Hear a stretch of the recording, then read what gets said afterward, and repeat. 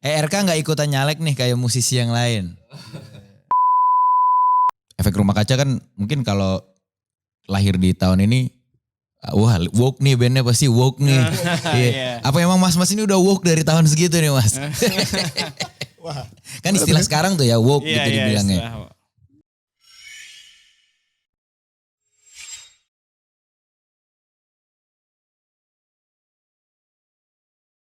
Assalamualaikum warahmatullahi wabarakatuh. Kembali lagi bersama gue Bass Boy. Welcome back to the cave.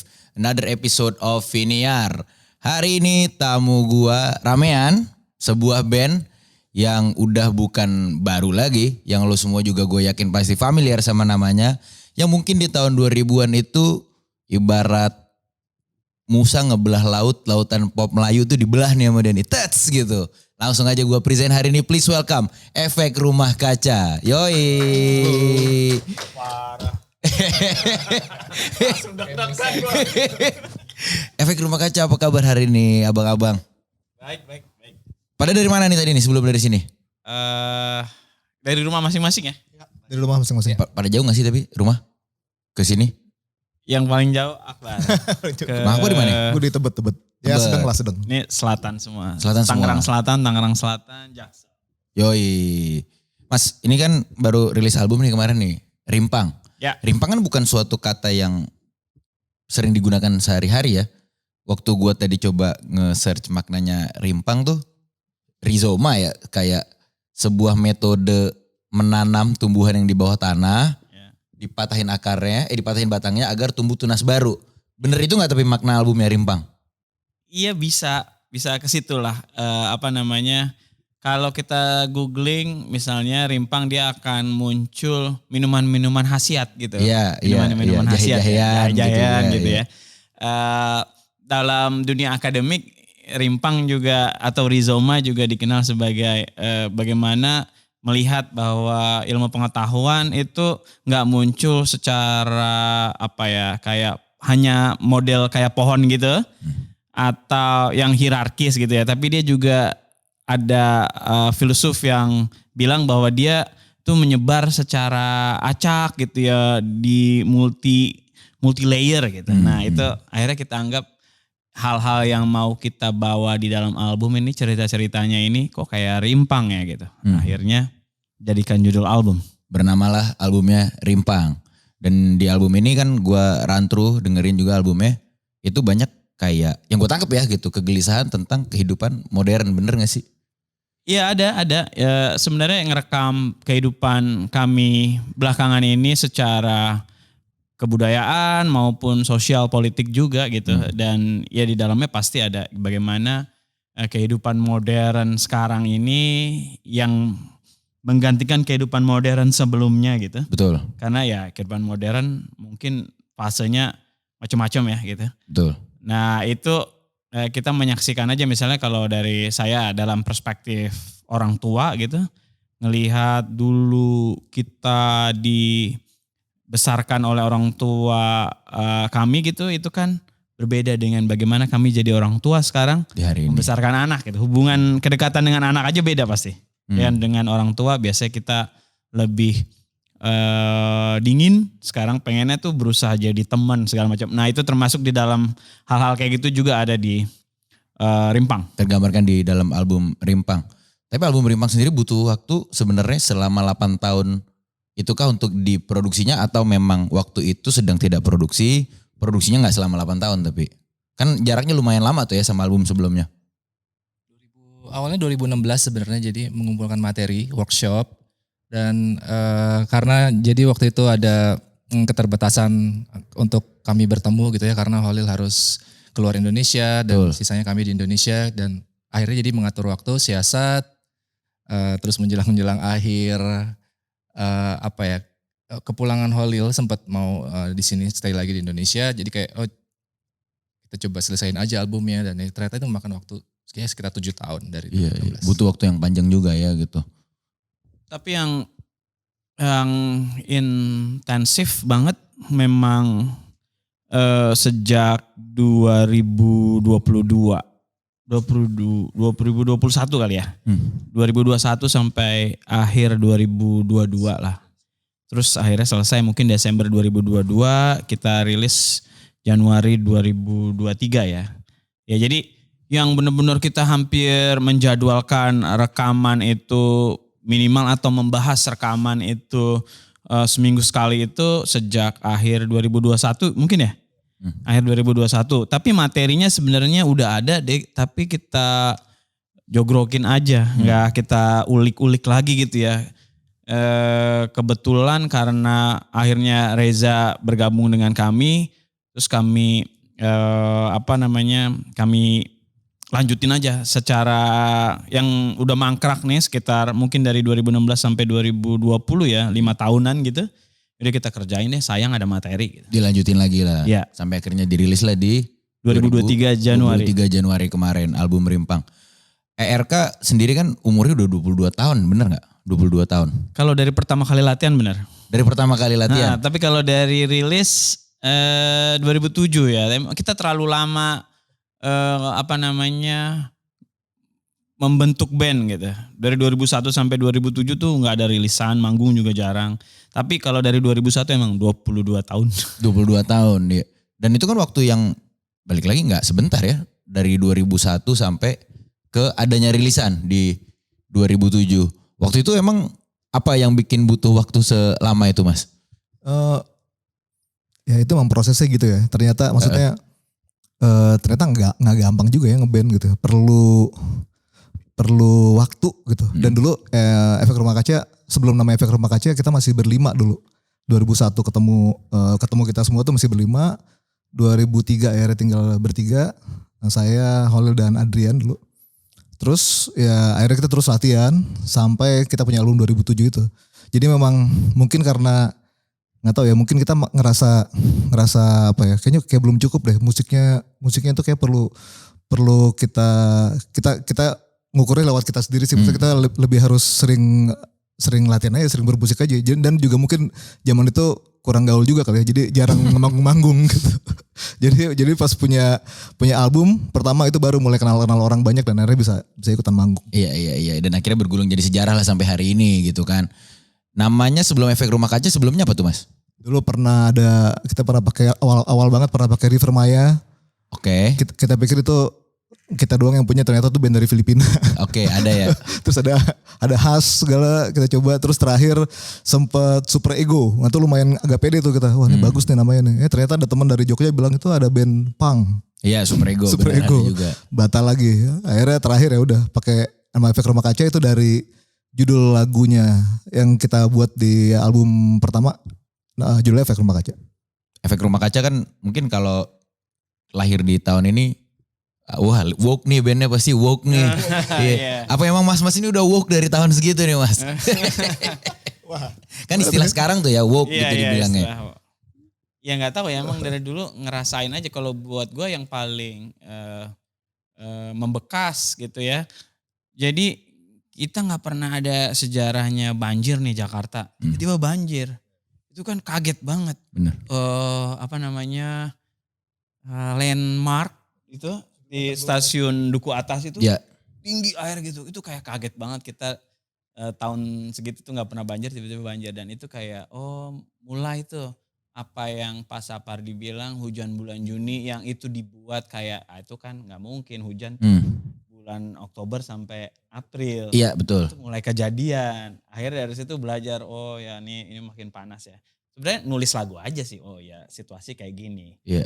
Apakah itu woke atau enggak tahu juga gitu. Tapi di zamannya perubahan itu dinamis ya. Tapi nggak dilabelin woke. Gitu. Jadi perubahan itu terus ada, kan kita sekarang juga berubah betul, ya. Kita dari zaman dengerin fisik terus dengerinnya download, sekarang dengerinnya streaming, kan itu perubahan terus kita. Betul. Nah itu ya emang selalu begitu, kita berusaha adaptif aja. Dan bagaimana kita menulis lagu itu, kita menulis lagu yang kita rasakan pada saat itu ya, apa aja yang terjadi, dan banjir itu terjadi. Akhirnya buatlah lagu Efek Rumah Kaca dan Hujan Jangan Marah sebenarnya. Yang tentang situasi yang dekat, tapi yang ada urusannya yang dari kejadian banjir itu. Iya, yang ada urusannya sama. Cuma kalau sekarang emang jadinya kayak kalau kita membuat lagu yang ada unsur mungkin movement ya, rasanya woke gitu ya. greenwashing. Greenwashing. Tukarkan pakaian lama Anda di sini gitu agar membantu kami melestarikan AP gitu. Bangunan ini Menggunakan arsitekturnya atau itunya Iya. pembangunan menggunakan green itu architecture. kan juga menjadi marketing hari ini ya gitu dan jadi isu besar juga gitu mulai dari fashion dan segala macam gitu. Dan membuktikan juga nama efek rumah kaca ya sampai hari ini juga masih relevan gitu. Topik itu masih jadi topik yang terus bergulir sampai hari ini gitu dengan beragam format dan perubahan label-label yang kayak tadi Mas Khalil bilang gitu. Dan menurut gua sih ya sebagai pendengar efek rumah kaca emang kalian selalu nge-address situasi sosial yang sangat melekat di kehidupan para pendengar juga gitu. Contohnya kayak di lagu pertama di album Rimpang itu sangat bikin gua tertarik.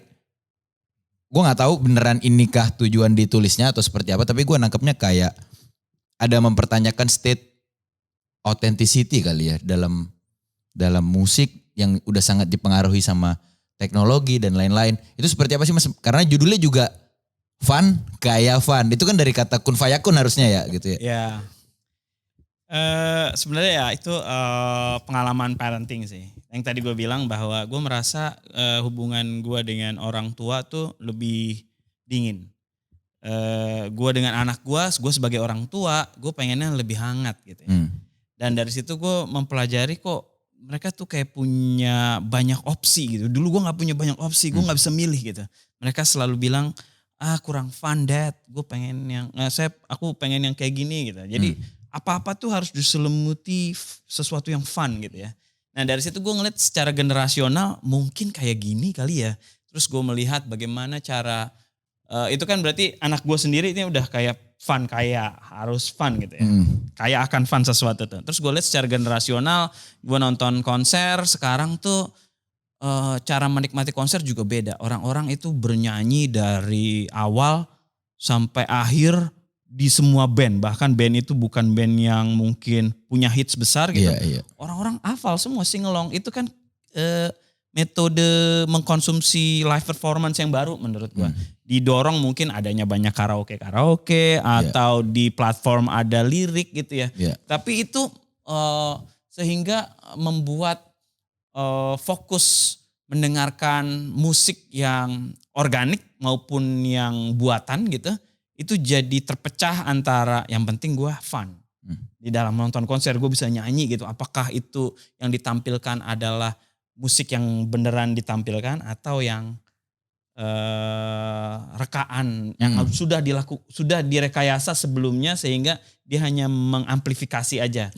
Itu jadi gue campurin dalam satu tema lagu bagaimana gue melihat anak gue dan secara generasional mungkin teman-teman anak gue seumurannya juga menikmati musik dan teknologi seperti ini gitu. Jadi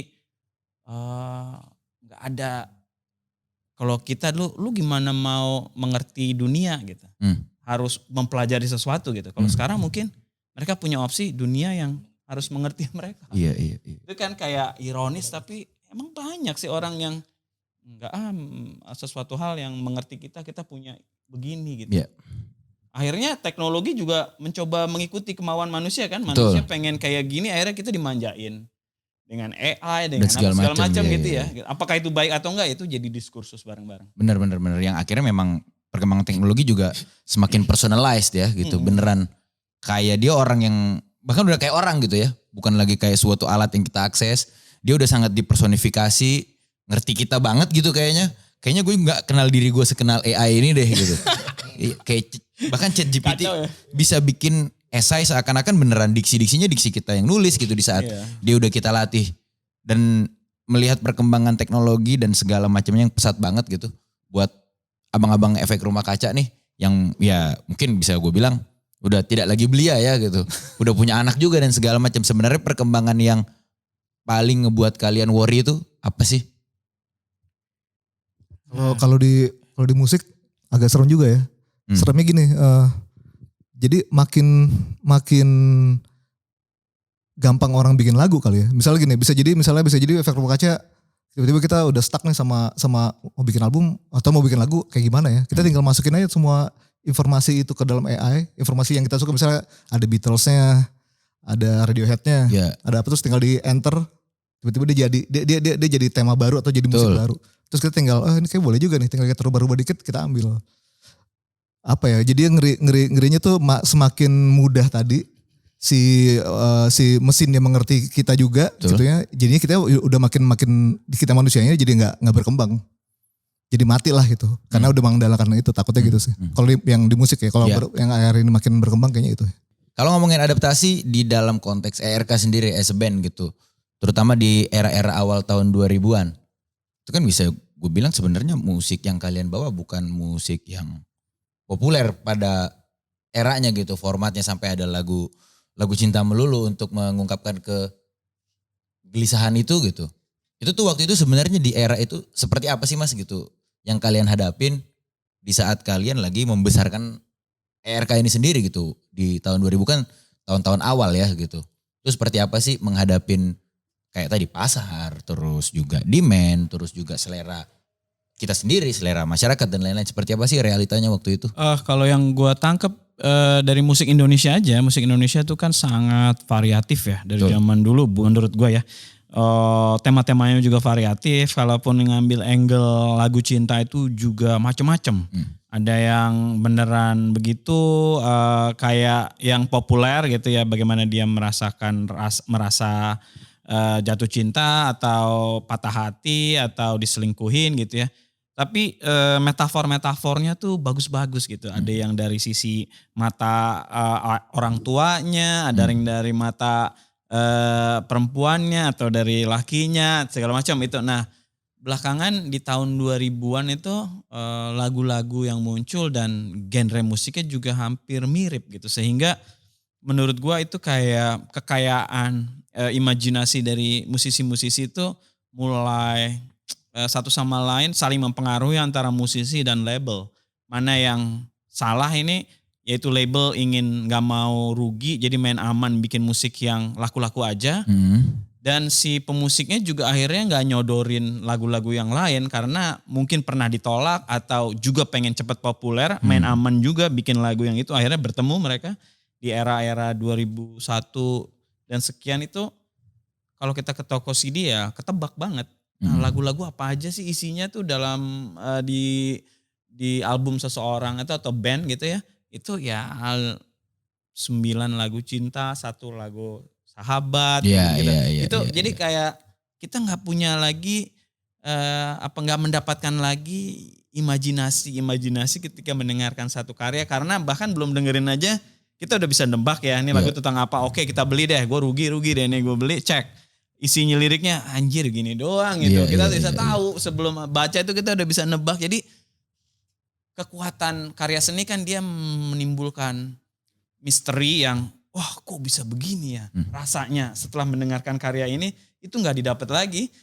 Ya sama aja gue udah tahu lah kira-kira dia akan ending begini, chord progressionnya begini tuh kita nggak terbuka satu hasanah dalam pemikiran kita atau dalam imajinasi kita ketika mendengarkan karya seni dan gue pikir itu sebuah kemunduran dan kerugian bagi kita semua gitu. Jadi ke alternatif pilihan musik menurut gue penting untuk banyak gitu ya baik yang lagu cinta maupun yang enggak cinta gitu sehingga kita makin bisa berimajinasi dan mungkin terinspirasi dari karya-karya yang kita dengerin. Bisa dibilang ya jadi produk generik aja gitu ya. Yang kayak nggak, karena kan biasa di saat kita mengkonsumsi media atau karya seni kan memberikan kita suatu pengalaman yang kayak tadi Mas Oli bilang gitu ya, sebuah misteri yang bikin kita bertanya-tanya kok bisa kayak gini gitu. Tapi ya di saat itu ya kayak kita beli odol aja gitu, mau close up, mau Pepsodent udah nggak penting, yang penting odol gitu loh. Udah nggak wow, segar sekali ya di mulut gitu, atau rasanya unik ya gitu. Ya udah yang penting odol aja gitu dengan pilihan yang juga bisa kita bilang kan sekarang unlimited ya gitu di rak komersil gitu. Yeah. Tapi menghadapi perbedaan zaman tadi dari 2000 sampai sekarang di tahun 2023, udah berapa dekade tuh? 2 dekade berarti dilewatin ERK bermusik. Yang menjadi perbedaan terbesar yang kalian mungkin sempat susah untuk beradaptasi, apa sih? Mungkin gak susah ya, tapi untuk beradaptasinya kayak challenging banget nih gitu, gak semudah itu. Karena kan ini waktu yang panjang gitu. Sekarang sih menurut gue kita semakin tua, sosial media menurut gue ya mungkin bisa dibantah kalau ini nggak tepat gitu. bikin lagu bagus tuh zaman dulu tuh sekitar 50% keberhasilan. Habis itu 50% lu punya tim, label atau marketing untuk bisa membuat lagu itu ya disukai masyarakat gitu ya. Bagaimana sih lagu bagus itu? Jadi 50% lagu bagus PR sudah selesai nih.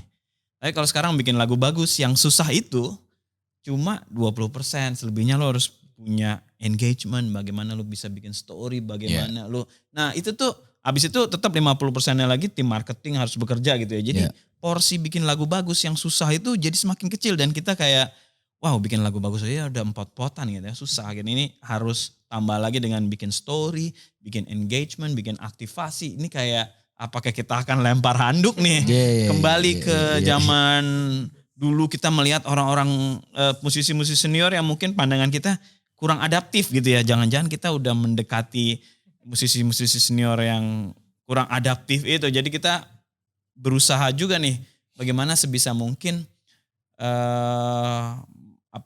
melihat sosial media tapi juga nggak mengubah kepribadian gitu. Tidak hanyut kita ya. Kadang-kadang kita juga nggak mau semuanya kita bagi-bagi gitu Betul. Tapi karena ada kewajiban harus posting gitu misalnya walaupun kita nggak punya kewajiban itu tapi kita membaca banyak label atau banyak orang atau secara sadar maupun tidak sadar ingin membagikan itu sebagai wujud interaksi aja atau emang benar-benar pola marketing gitu ya. Itu kita masih harus memikirkan ulang gitu.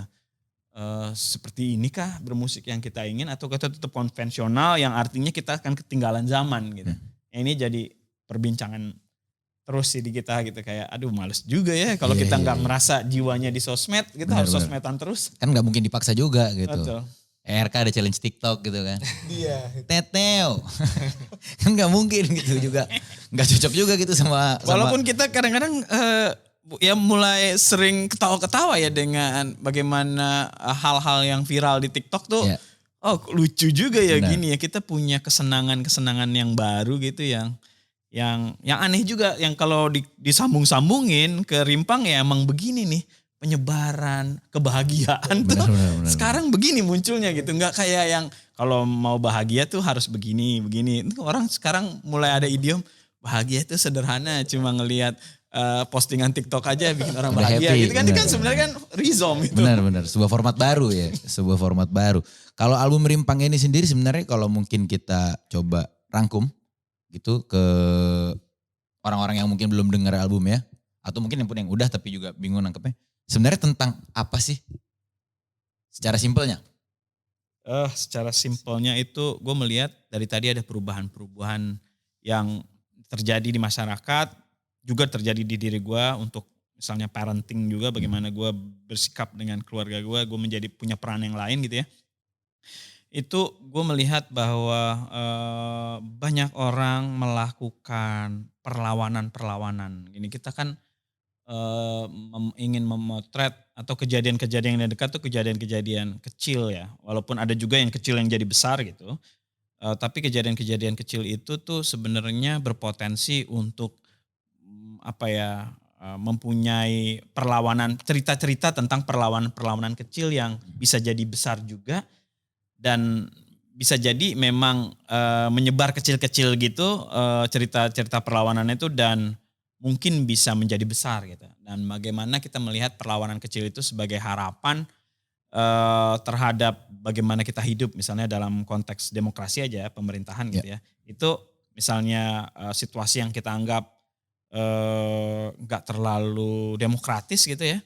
Represi-represi itu terjadi tapi perlawanan-perlawanan juga walaupun tidak terang-terangan itu terjadi juga gitu. Betul. Nah itu yang dirangkum di Rimpang sih, bagaimana cerita-cerita kecil-kecil itu menyebar kemana-mana dan coba kita tulis satu persatu dalam Rimpang. Kalau untuk masing-masing personil ERK, lagu yang paling sentimental buat kalian sendiri di album Rimpang apa dan kenapa? Dari Mas Reza nih, coba nih dari Mas Reza. Manifesto sih. Ya. Manifesto. Ya, kenapa manifesto, Mas? Kayak personal, maksudnya saya berkenalan dengan Mas Kolil dan Mbak Irma, istrinya Mas Kolil itu. dalam beberapa tahun ini gitu. Terus bagaimana mereka peduli terhadap perkembangan anak dan isu-isu kesehatan. Terus secara lirik tuh saya sangat suka gitu dengan lagu Manifesto. Dan secara secara songwriting gitu, secara menulis lagu itu mengejutkan juga bagi Efek Rumah Kaca dan terutama bagi Mas Kholil gitu. Yang saya tangkap ini sangat di luar di luar gaya Efek Rumah Kaca sebenarnya. Ya sebenarnya ya di album Rimpang banyak kejutan-kejutan songwriting, penulisan lagu yang cukup segar gitu, yang keluar dari batas-batas yang keluar dari kebiasaan-kebiasaan Mas Kholil menulis lagu gitu. Tapi yang paling sentimental bagi saya Manifesto kalau Mas Reza. Iya, betul. Karena itu lagu favorit saya udah diambil sama Mas Reza, jadi saya mengubah nih. Mengubah. Nih. Agak bingung juga pas Reza udah ngambil lagu saya itu Mas Reza. Lagu saya itu. Gak apa-apa. Gak harus rubah. Tetap Manifesto ya? Enggak, gue fan Kayovan deh. Gue fan Kayovan. Kenapa? Karena sebelum fan Kayovan kita ngeluarin di sini pentingnya Mas Reza nih di Efek Rumah Kaca. Karena soundnya yang dihasilkan dari Reza nih kita belum pernah punya gitu. Kita belum pernah menjelajah ke Efek Rumah Kaca, belum pernah menjelajah ke arah sana. Kita belum pernah punya sound sebegitu megah dan juga cukup bikin meriah deh. Kalau di Van Kavan benar-benar jadi pas gitu si judul lagu dengan soundnya. Nah sebelum Van Kavan sebenarnya Reza udah punya signature yang menurut saya lumayan penting itu di lagu Heroic. Pertama kali Heroic juga keluar itu kan single pertama dari album ini kan Rimpang.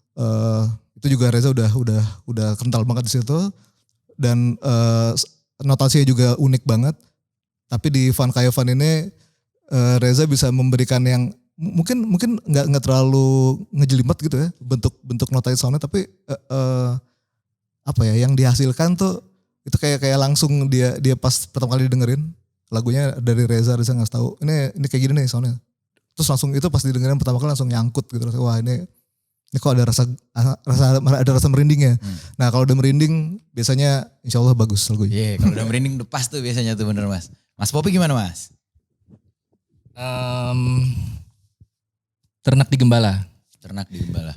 Jadi memang challenging banget lagunya. Terus pada saat eksekusi atau aransemen terakhir lagunya juga hampir terakhir menjelang rilis.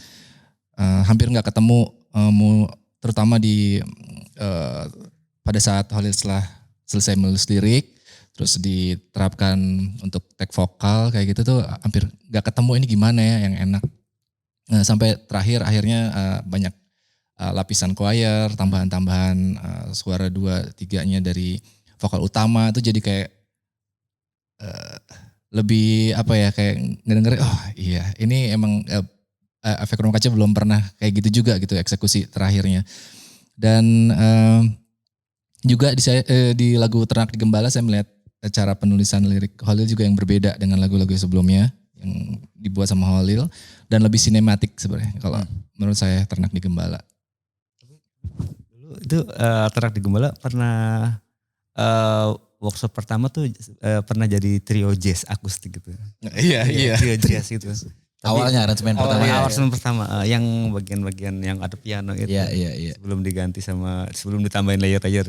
Tapi sebenarnya kalau nggak ditambahin layer tuh ekspresinya sebenarnya jazz gitu, jazz trio. Kalau kita dengerin jazz trio yang gitar, piano, bass drum gitu, gitu. yang kebetulan di part-part itu kan di part terakhir kan nggak ada vokalnya kan, jadi instrumental ya jazz trio gitu. Oh dan Ternak di Gembala juga lagu baru, jadi dari pengumpulan materi di tahun 2016 sampai 2021-2022. Dia belakangan ya? Itu ya terakhir, jadi Kholil sempat kasih 2 lagu yang baru sama sekali, itu ada Heroic dan Ternak di Gembala. Jadi, dan Heroic jadi single kan? Iya, dan Ternak di Gembala benar-benar beda sekali sih cara penulisannya juga gitu. Terakhir nih Mas Kholil. Gue sama sama Reza, Manifesto.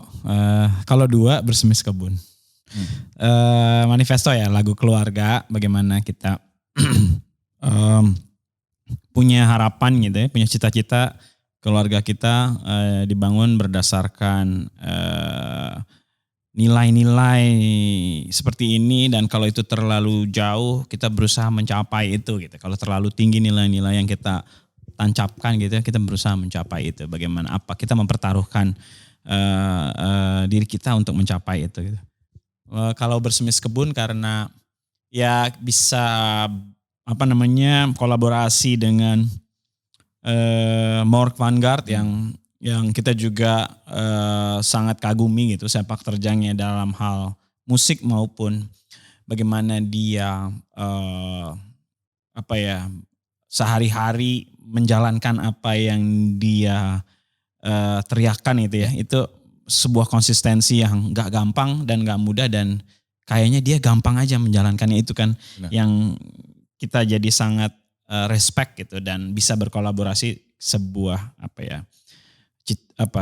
harapan lah. Kalau sekarang cek lu tuh bucket listnya udah cek ya kalau kata anak-anak sekarang itu jadi yang sangat personal. Kalau Rimpang sendiri kan ntar lagi bakal ada konser tunggalnya juga nih. Ya.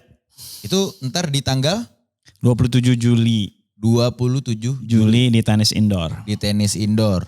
Tiket udah bisa dibeli dong nih buat yang nonton.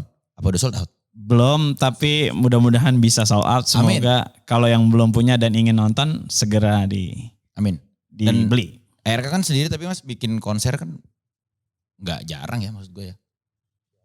Yang manggung-manggung biasa sering, tapi kalau yang konser perilisan album ya setelah albumnya dirilis ya. Album ya. Ya sebelum ini kita merilis EP tahun 2020, ada launchingnya juga. Tahun 2016 setelah merilis Synesthesia kami ada konsernya juga, jadi yang konser besar itu 2 kali ya. Sama ini ntar nih. Yang Rimpang. ini rencananya ya ketiga. Apa nih yang bedain konser Rimpang sama yang sebelum-sebelumnya? Untuk dari segi experience mungkinnya bisa kita bilang ya, atau delivery di atas panggung dan segala macamnya. Akankah ada kolaborator juga di konser kali ini? Kolaborator ada.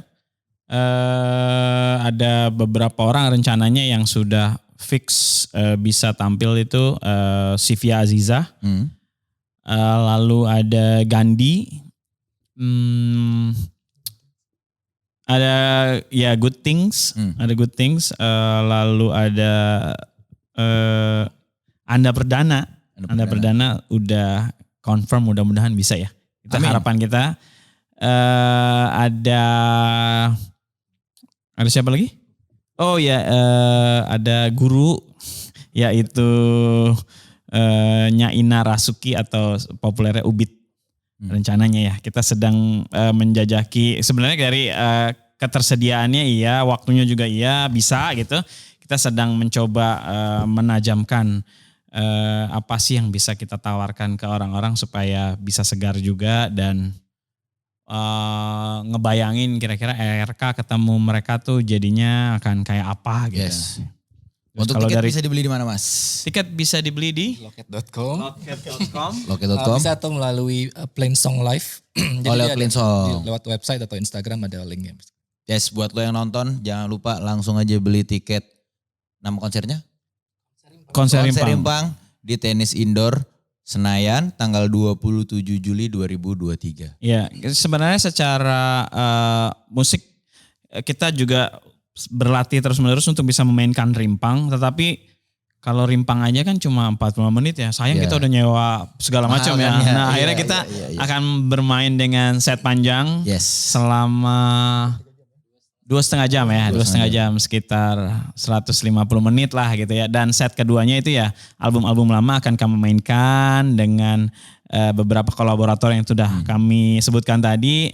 Plus kami juga berusaha yang menjadi momok buat kami sendiri untuk melakukan konser adalah bagaimana kami bisa keluar dari kebahagiaan kami melaksanakan konser Synesthesia gitu. Secara visual itu kami sangat puas gitu ya. Apakah kami bisa paling tidak memberi kesan yang sama buat orang-orang yang nonton gitu. Dengan konser Rimpang ini kami juga akhirnya ketemu temen yang mungkin cocok vibe-nya dengan Rimpang, yaitu Kang Ruby Rusli dia yang akan jadi creative director untuk visualnya. Untuk konser Rimpang kali ini. Untuk konser Rimpang ya. Jadi bisa di Google juga kira-kira Ruby Rusli nanti akan melakukan apa untuk efek rumah kaca di konser Rimpang dengan ngelihat portfolionya dia. Yoi. Lancar-lancar nih Mas. Karena hari udah deket nih kan. Iya. Minggu depan. Tanggal 2 minggu lagi ya. 3 minggu lagi. 3 minggu ya? 3 minggu lagi. 3 minggu lagi ya. Deket lah itu, deket 3 minggu ya, gak gak berasa. banget itu ya, deg-degannya udah dari hari ini pasti. Semoga lancar, semoga sold out. Amin. Dan lo yang nonton jangan lupa beli tiket. Oke. Nah ini selanjutnya gue pengen ngelanjutin, kita main game sedikit nih Mas. Iya kan? Yap. Halo semuanya. Kalau lo terhibur dan suka sama konten-konten Volix, lo bisa terus dukung Volix dengan cara subscribe channel ini. Karena dengan lo subscribe kita bisa terus berkembang dan gaji gua juga akan terus berkembang. Jadi langsung aja subscribe di sini ya. Ini gue masih nungguin di sini. Nah, dadah, thank you ya. Main game itu, jadi gamenya gue bakal ngasih satu pertanyaan. Dan di antara kalian semua harus ngejawab dengan sebanyak-banyaknya dari satu tema yang gue sebut. Misalnya contoh jenis-jenis mie.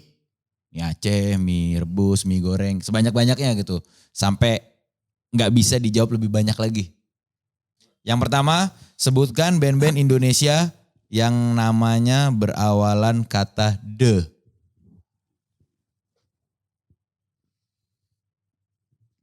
The Step. Enggak? Banyak dulu. Iya, Mas itu bisa jawab berapa tuh kira-kira gitu. Aduh.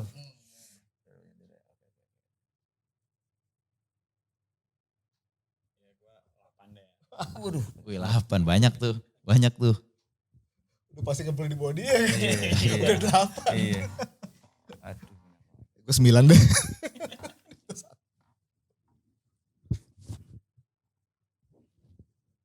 Kayaknya 5 doang kayaknya. Iya. Ya udah gak bisa. Iya, udah bisa ya. Aduh, lewat. Kompetitif memang kita. 8 ya, ada 8 sama paling banyak 9. Terus gimana Yan kalau udah ketemu? 8 juga. 8 juga. Yang paling tinggi tadi? Mas Sabar 9. Oke, akan di timer. Akan di timer dalam waktu 30 detik. Harus nyebutin 9. Bukan Indonesia dia. Iya. Mau kemari ya.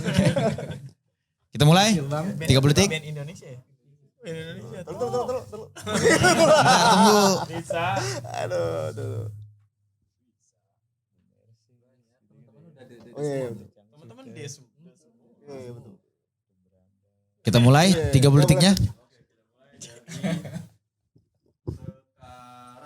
The Johnson, Johnson, The Brandals, The Mercies zaman dulu, The Mercies, Deloitte, apa lagi ya?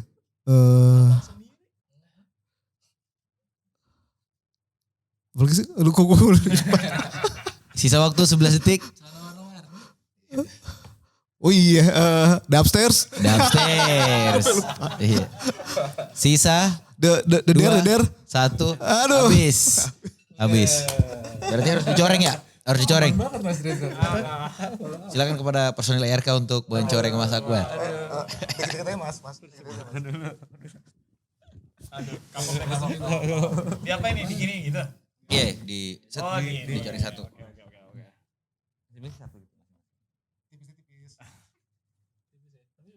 Satu orang atau semuanya? Oh semuanya. Ada party loh.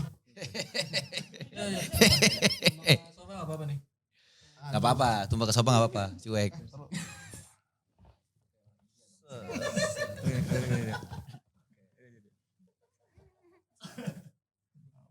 Ampun. Kita lanjut ya. Udah cakep, udah bedakin gue, tambah cakep nih kayaknya. Nih, kalau selanjutnya tuh ada pertanyaan yang datang bukan dari kita, tapi dari follower saya, Volix. Jadi langsung gue tanya ini, ada dari @Adam Syabana, dia nanya album Rimpang kira-kira lagunya ada yang dijadiin MV nggak? Rencananya Ada beberapa, jadi sebenarnya dari awal single udah ada rencana untuk merilis MV. Tapi karena ya satu dan lain hal akhirnya jadi mundur, dan untuk Rimpang ini sejauh ini sudah ada produksi yang sedang berjalan. Oh, udah syuting Mas? Ada yang sedang syuting, ada yang sudah jadi. Tapi mungkin nanti ada kayak sedikit ada mau direvisi. Terus produksi ada satu yang mungkin udah post pro ya, satu ya, bersemi.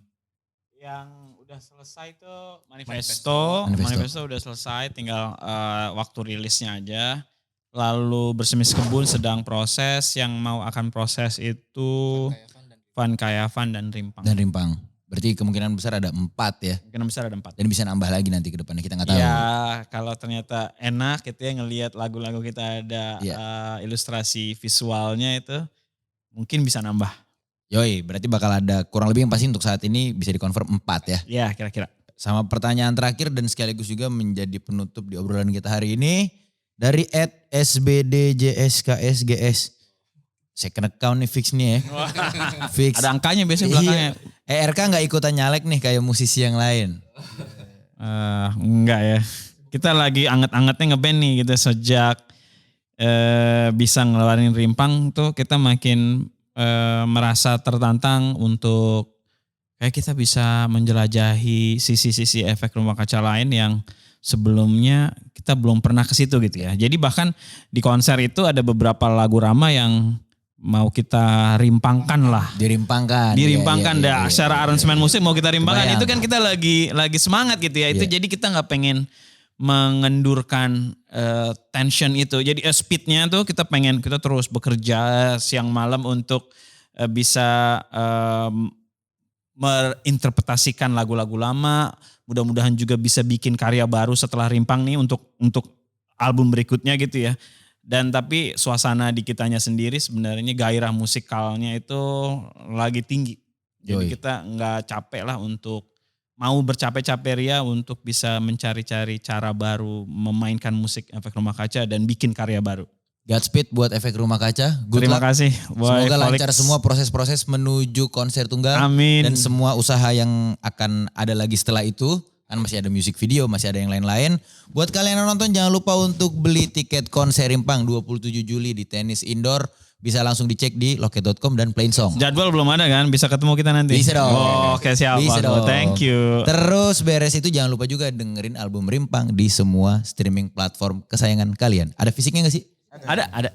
Bisa dibeli juga fisiknya di The Majors, via The Majors distributornya, tapi kami punya kayak record store juga namanya Kios Ojo Kios juga bisa. Di kios Ojo Kios juga bisa langsung disamper atau bisa belanja secara online. Kalau gitu kita jumpa lagi di episode selanjutnya. Gua pamit undur diri mewakili RK di sebelah gua. Dadah. Halo, kami Efek Rumah Kaca. Terima kasih sudah menyaksikan podcast ini. Jangan lupa like, share, dan komen. Dan saksikan terus Viniar di episode-episode berikutnya.